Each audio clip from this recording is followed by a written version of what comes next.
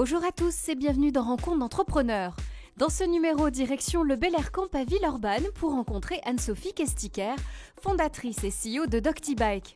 Fondée en 2014, la start-up est spécialisée dans la vente et réparation de vélos électriques.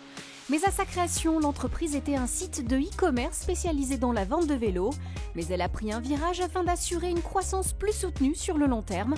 Un pari aujourd'hui réussi. Retour sur cette aventure au siège de l'entreprise. Anne-Sophie Kestiker, bonjour. Merci beaucoup de prendre le temps pour nous. On va pouvoir raconter une jeune aventure, mais qui est déjà bien fournie. Il y a beaucoup de choses à dire, parce que cette aventure a quelques années. Alors, quand est-ce que ça a démarré tout ça ? Alors, Doctibike, c'est une société que j'ai fondée en 2014.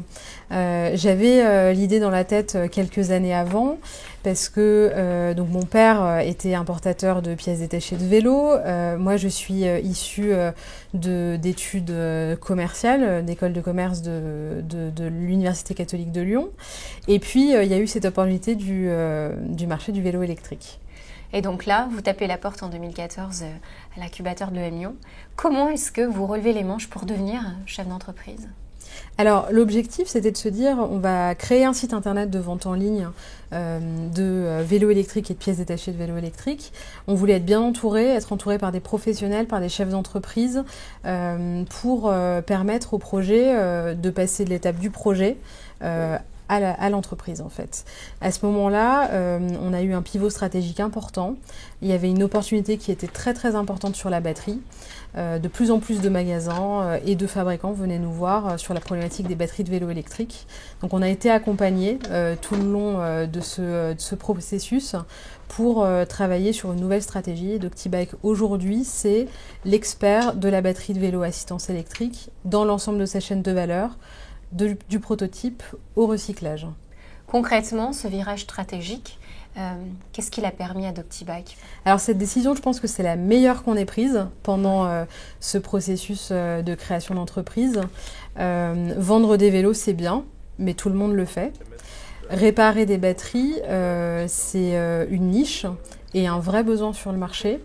Donc ça nous a ouvert en fait une porte énorme et surtout un potentiel très important en France comme à l'international.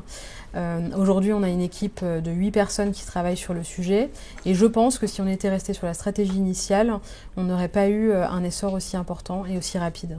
Alors concrètement, quels sont les challenges de Doctibike pour la feuille de route d'ici les années à venir ?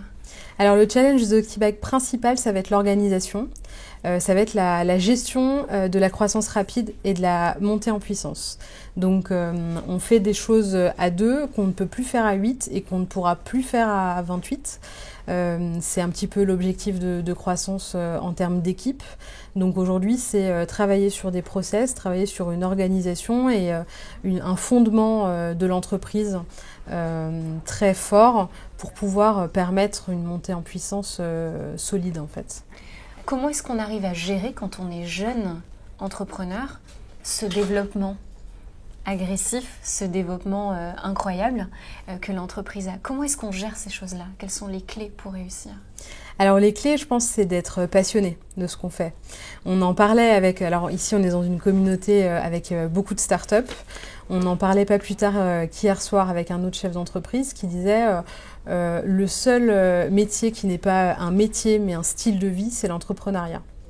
Donc on pense à sa boîte tous les jours, toutes les nuits, tous les week-ends et c'est comme ça qu'on arrive à faire de l'amélioration continue, à trouver des nouvelles idées, etc. Et pour être dans ce processus-là, il faut vraiment être passionné par ce qu'on fait. C'est mon cas, donc j'en suis ravie, quoi. Et un mot sur les divers prix que vous avez reçus ces derniers mois. Ça fait plaisir ? Ça met une certaine pression ou vous essayez de ne pas y penser ? Comment vous les avez pris, tous ces prix ? Alors ces prix, ça fait plaisir parce que ça permet de mettre en avant l'entreprise et l'équipe et sa qualité de travail. On a eu de nombreux prix à la fois sur la partie gestion d'entreprise, économie durable, donc c'est vraiment un point fort pour nous et ça nous permet aussi d'avoir une couverture médiatique importante qui est vraiment hyper importante pour nous à cette étape-là de développement d'entreprise. Une dernière question, Anne-Sophie. S'il fallait conseiller ceux qui hésitent à se lancer, vous pourriez leur dire quoi? Le secret, c'est la vision et ne pas aller ailleurs que vers cette vision. Je pense que la clé de l'entrepreneur, c'est la possibilité de rester focalisé sur sa vision long terme tout en gérant l'opérationnel et le travail au jour le jour parce qu'il faut savoir se remonter les manches. Anne-Sophie, merci beaucoup d'avoir pris le temps pour nous et puis très belle continuation Merci. à toute l'équipe de Doctibike.